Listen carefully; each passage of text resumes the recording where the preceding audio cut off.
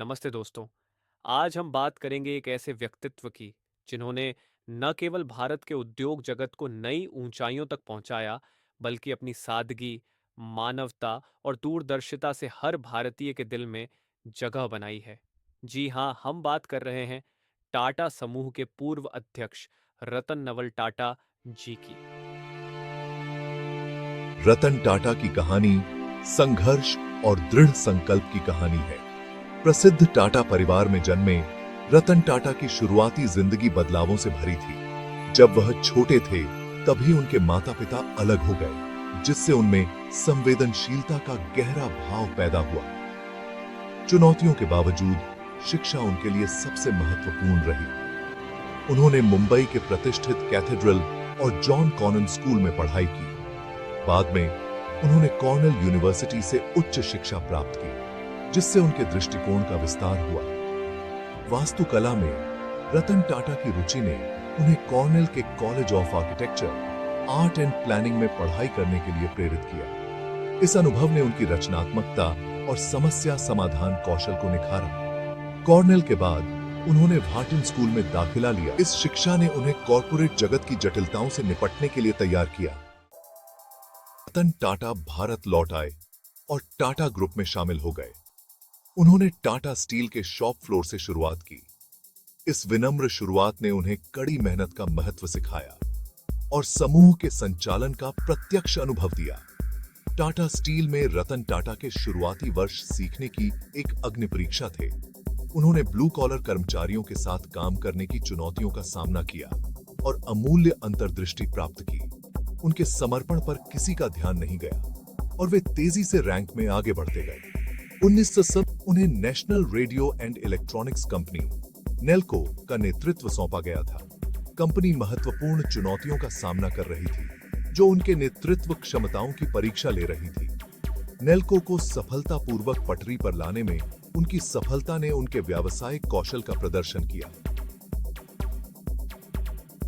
इससे उन्हें टाटा ग्रुप के नेतृत्व का विश्वास हासिल हुआ।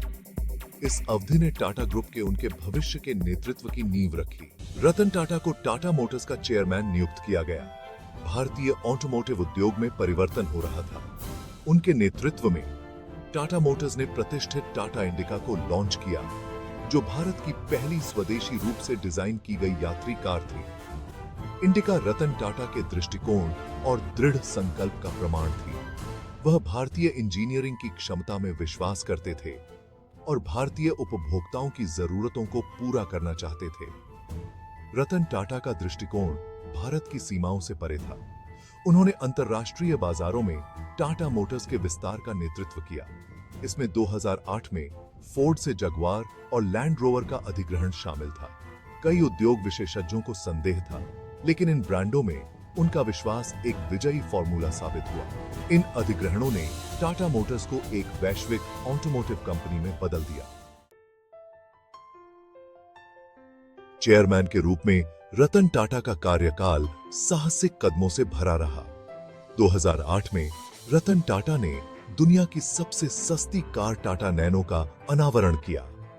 नैनो का उद्देश्य लाखों भारतीयों को किफायती और सुरक्षित परिवहन प्रदान करना था। नैनो सिर्फ एक कार से बढ़कर थी। यह सामाजिक नवाचार के प्रति उनकी प्रतिबद्धता का प्रतीक थी।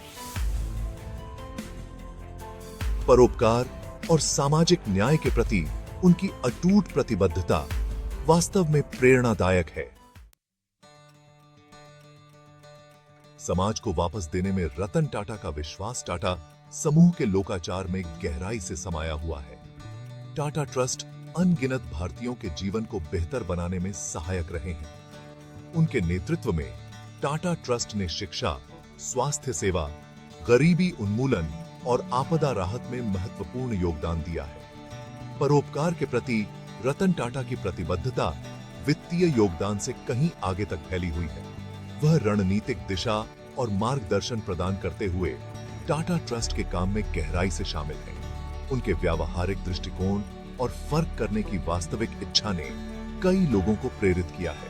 वह कॉर्पोरेट सामाजिक जिम्मेदारी के सच्चे प्रतीक हैं।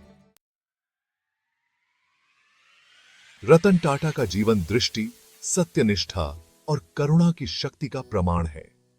उन्होंने उदाहरण पेश करते हुए नेतृत्व किया है, यह प्रदर्शित करते हुए कि सफलता को केवल मुनाफे से नहीं बल्कि समाज पर सकारात्मक प्रभाव से मापा जाता है।